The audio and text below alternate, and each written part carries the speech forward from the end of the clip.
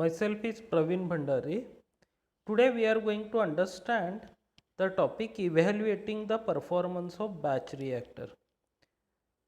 In evaluation of the performance, we are mainly interested in how much time is required for obtaining a particular conversion. That is, if we start from a particular concentration Ca0, then how much time will be required to fall the concentration from Ca0 to Ca. So, as the batch reactor is very important because of the ease of operation, because of the flexibility of operation, and the initial investment, etc., etc. Therefore, we must understand how, when the reaction is carried out in a batch reactor, progresses, and on what parameters the extent of the reaction depends, what is a typical performance equation for a batch reactor, and how we can evaluate the performance, that is the numerical method and the graphical method of evaluating the performance.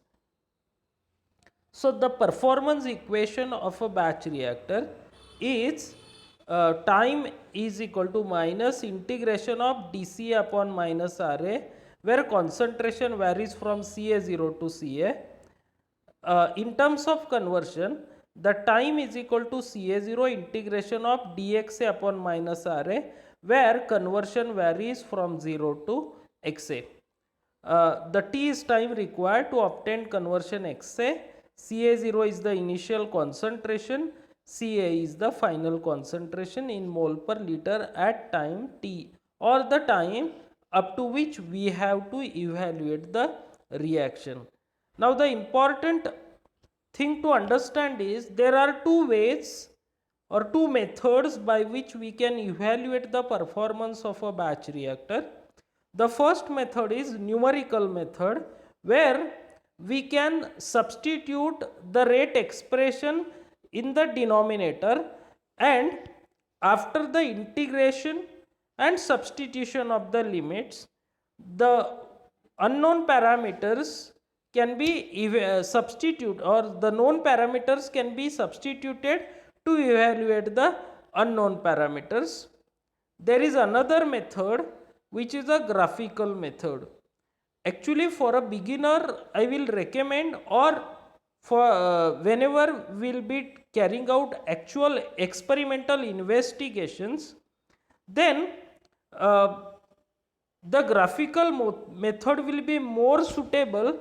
The reason being, in case of the graphical evaluation of the batch reactor performance, even if we have a data about the rate of the reaction at a different time and the concentration of reactant at the at those time, then just by using the rate concentration data or rate conversion data by a graphical method, it is possible to evaluate the progress of the reaction.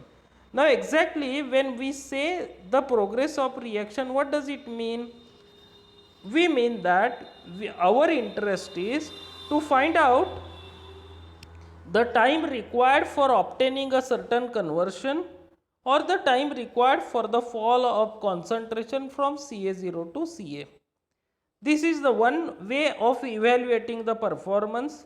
If we have decided that we are interested in obtaining a particular conversion, then in that case our next interest is to note down how much is the time required for obtaining the conversion.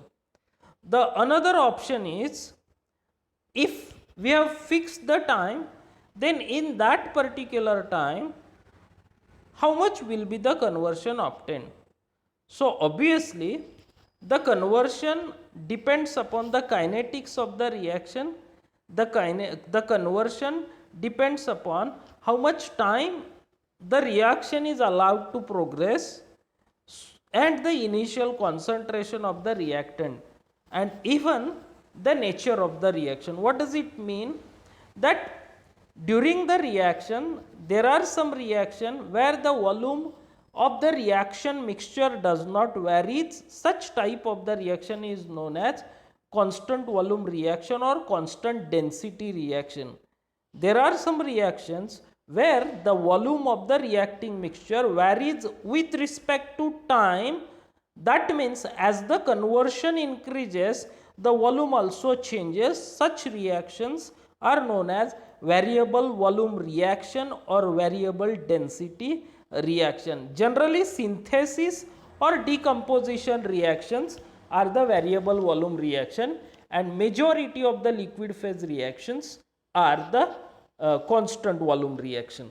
So now if we know the data of rate versus conversion or rate versus time, then we can plot the graph of 1 upon minus RA versus XA or 1 upon minus RA versus CA. And now the nature of the graph is concave upward, and if we are interested in noting down or evaluating how much is the time required for obtaining the conversion, so if we consider the first graph, that is 1 upon minus RA versus XA, then the area under curve gives us a value of T by CA0, and if we multiply the area under curve by CA0, we can obtain the time required for obtaining a particular conversion. In case of the rate concentration curve, if we plot the graph of 1 upon minus RA versus CA, then area under curve will directly give us the value of time required for obtaining the conversion. It is important to note down that the nature of 1 upon minus RA versus XA curve and 1 upon minus RA versus concentration curve are exactly opposite. Now just the schematic nature or typically how the graphs of that 1 upon minus RA versus XA or 1 upon minus RA versus concentration looks like are presented in front of you. However, the actual nature of the curve may change depending upon the type of the reaction, depending upon the kinetics of the reaction, and depending upon the operating condition or the parameter, that is initial concentration, etc. The nature of the curve may change. However, if we are interested in evaluating the performance by graphical method, then just we have to plot these two graphs and determine the area under curve, and once the area under curve is known to us, we can evaluate the value of time required for obtaining the particular conversion. And another case, that if we have fixed the time, then for that particular time how much will be the conversion obtained or how much will be the fall in concentration can be determined. So to conclude, the performance of batch reactor depends upon the extent of conversion, which in turn depend upon the operating time. For a numerical method, knowledge of rate expression or a kinetic data is necessary. However, the graphical method just require the experimental data of minus RA, CA and XA.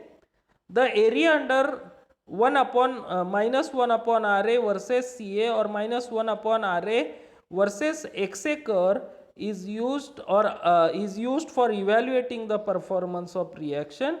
And finally, the variation of density of reaction mass may also affect the performance of a batch reactor. So thank you. I hope you must have understood how we can calculate the value of time required for obtaining a particular conversion, either by a numerical method or by a graphical method. Thank you.